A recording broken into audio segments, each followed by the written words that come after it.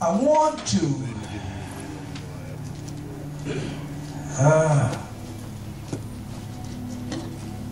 deal with this process here we see at this pool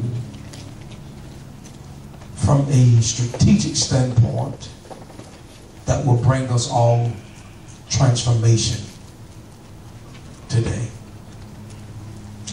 In order for that to happen, you have to be honest about where you are. Somebody say honest. Honest. Too many times we come into these particular moments and Yahweh wants to do something strategic and incredible, but our inability to be honest and sincere in the moment, we miss opportunities for incredible change. I want to talk to you from the subject matter, the psychosis of the onlooker. All right. All right. Look at somebody and say the psychosis of the onlooker. In this particular text, you just go right with me into verse number 2. It says, now there is at Jerusalem by the sheep gate, by the sheep market, a pool which is called in the Hebrew tongue Bethesda, having 5 porches. Say 5 porches. In these lay a great multitude of impotent folk. They are blind, halted, withered, and they're waiting for the moving of the water. For there were seasons where the angel came and troubled the water, and he that jumped in first was made whole. I want to deal with this because this is an interesting place, and I want to set the stage. It's an interesting place where this all is taking place. We find here at the pool of Bethesda a great amount of people who are dealing with issues laying at the pool because there's a certain season or a certain time that happens in the year. Supposedly an angel comes, stirs the water, and by contest, whoever jumps in first is made whole.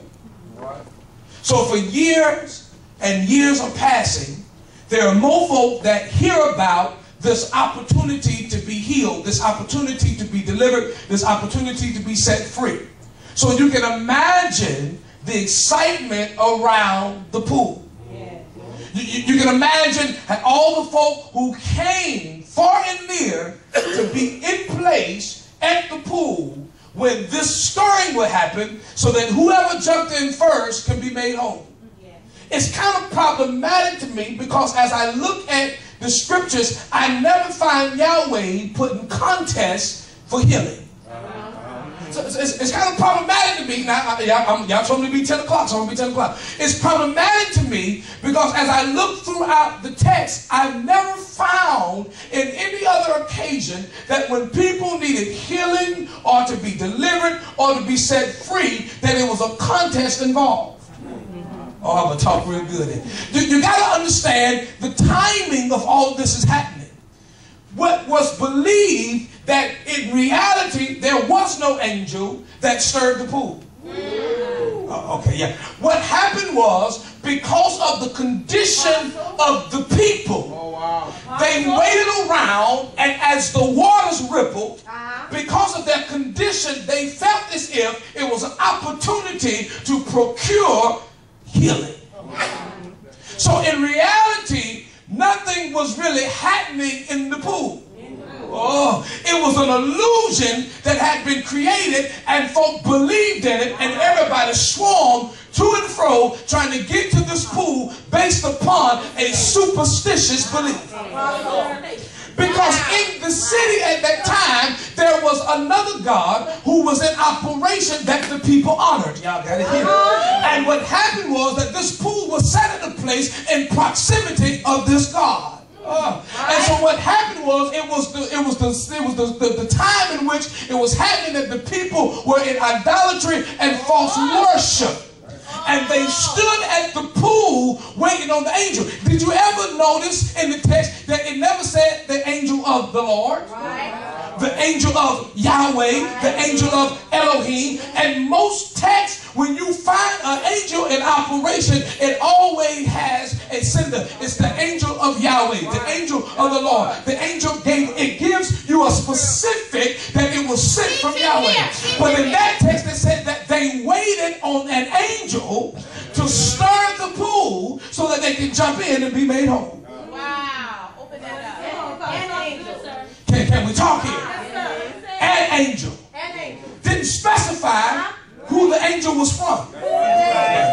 Didn't specify the angelic succession or the angelic connection. Who is this angel connected to? Right. Wow. Oh, wow. What does this angel represent?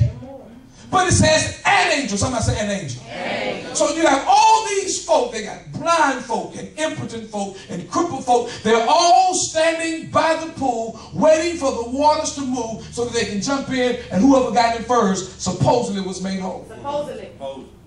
Because there's no historicity to declare that the healing actually happened. Right. Okay. There is no other story that connects to this that says that there was a manifestation of the person that jumped in to be made whole.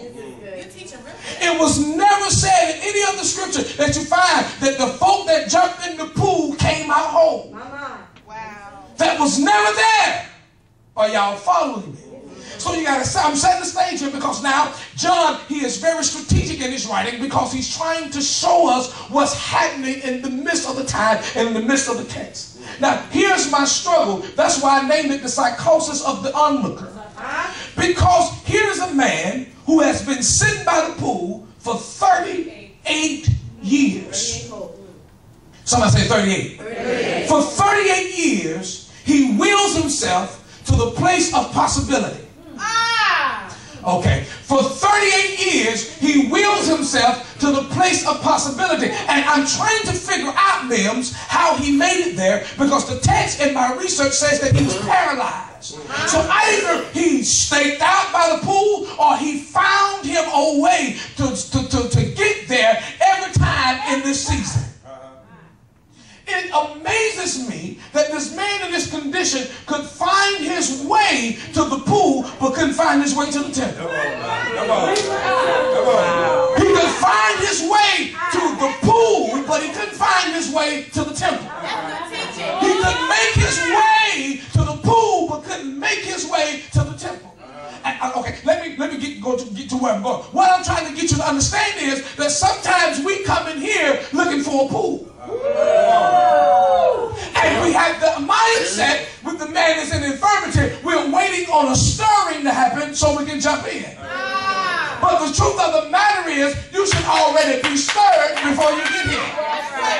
The truth of the matter is that you should be stirring yourself when you get up out of the bed and starting to pray and starting to set your spirit right in expectation of Yahweh doing what he needs to do once you get here. But the problem with a lot of us is that we come here and we wait on everything to happen, then we want to jump in. Somebody say, you're too late there, you're too late, you're too late. Somebody say, too late, too late, too late. Too late. So watch what happens here. 38 years, the man is sitting beside the pool. Now, you got to get this because the place is very strategic. The place is called Bethesda. Bethesda. You got to understand this because Beth means house. You got to understand that there was at a place, it was called the house of grace and the house of mercy. So they were in a strategic position to receive grace and to receive mercy. But they were looking for it in the wrong position.